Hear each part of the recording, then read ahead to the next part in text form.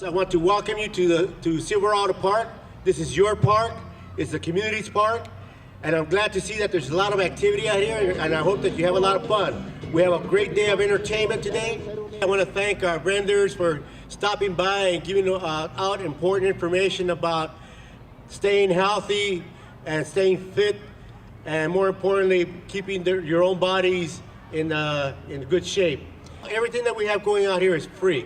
Beautiful Long Beach type of day, beautiful weather, clear skies, great temperature, day in the park, families. Oh, I love it. Enjoy, have fun. Thank you very much. Hi, I'm Councilmember Roberto Uranga, and this is Heart of the City. I'm a council member representing the 7th District, and here we are in beautiful city, Silverado Park in West Long Beach. Standing next to me is Shaka Balil. He's the president of the West Long Beach Association, and he has important committee meetings that he has here on the fourth Thursday of every month. What do you think are some of the important things that the 7th District should be looking at in regards to having more activities here at Silverado Park? Well, we would like to have more community involvement. One of the problems we have is across the street is the seniors. They don't come out after dark, so you can't plan in the meeting for them. They're sort of like housebound over there.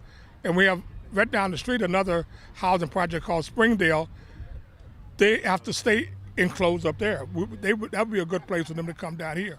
Our number one project has been the health of the young people on the west side. We have the highest respiratory problems. Well, thank you, Shaka, for sharing your views on us with the West Long Beach Association. We're certainly going to be paying attention to those issues that you've raised. I think that they're important for the city, important for all of us to be aware of. And this is a beautiful park. You can anticipate that we'll be having a lot more activities here, and we're certainly going to look forward to having more involvement from the community. And now let me introduce you to Seth Carey. He's a parent in the West Long Beach Little League here, and he has his sons here, Dalen. Carey, Gavin Carey. Okay. Well, you know, these two little guys are playing in the West Long Beach Little League, and Dalen here sent me a letter not too long ago regarding the conditions of the Little League baseball field. Tell me, Dalen, a little bit of what you said in your letter, remember? There was a lot of trash on the field. Is the field a little bumpy? Yeah. Okay, so when the ball hits the field, it sort of jumps all over the place? Yeah. Well, thank you, Seth. You know, Seth, this is wonderful that you have your kids involved. You know, I was, when we first lived in Long Beach, I lived right down the street from Silverado Park, and my kids played at the Little League here as well. And I know what you're talking about, those field conditions. Have you brought this up to the city at all? I mean, I'm new, so you're making me low now, but we're gonna work on that.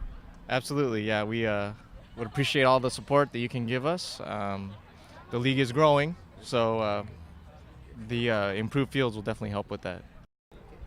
Well, thank you, Seth, and thank you for your boys, and that's a good community activism right here, sending a letter to us talking about a condition in the park, and that certainly we've read it and we're going to address it. So I want to thank you, Dalen, for sending that to me, and take it away.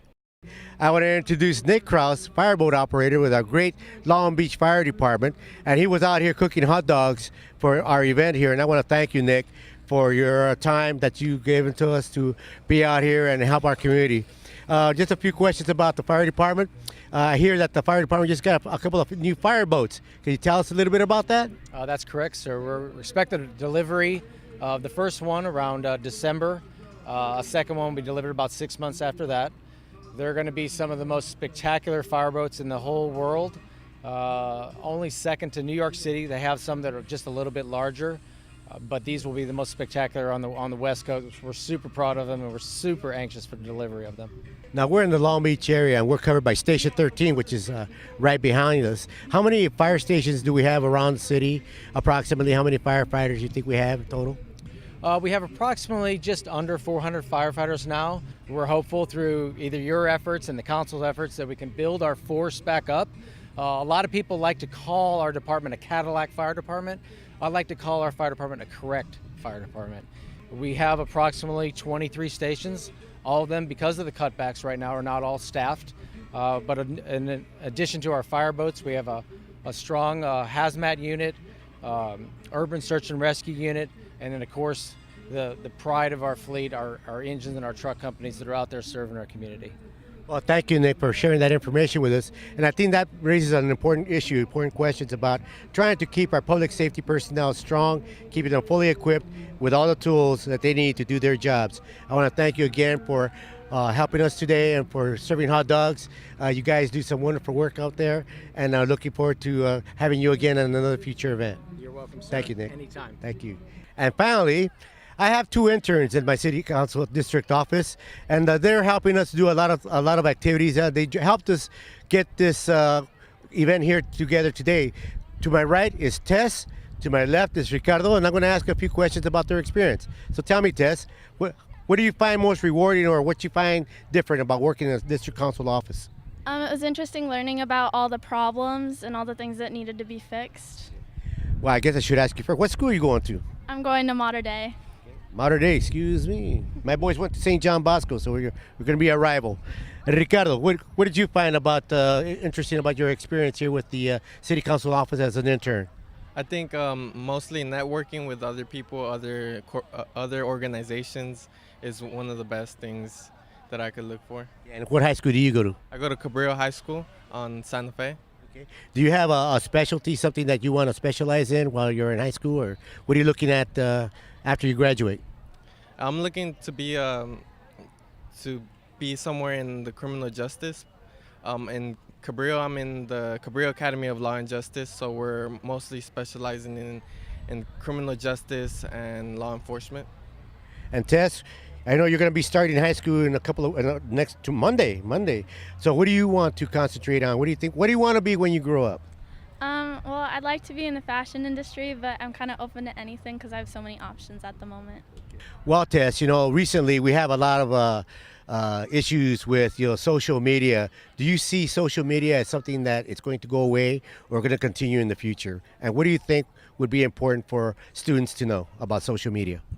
I definitely think that it's not going to go away because it's so big at the moment, and that cyberbullying is a really big thing, and even if it's just words and you're just behind a computer screen, it really can hurt someone in so many different ways.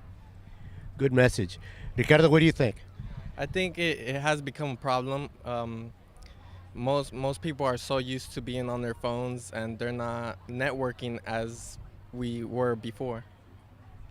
So there's a message from some young people regarding social media. Let's communicate, let's talk to each other, and let's get along. Well, I think it's been a wonderful experience for these two interns to be in the council office. They've been able to interact with other council offices, and of course, helping me put together this great, wonderful community event. I want to thank you for watching TV, watching this program, and see you again soon.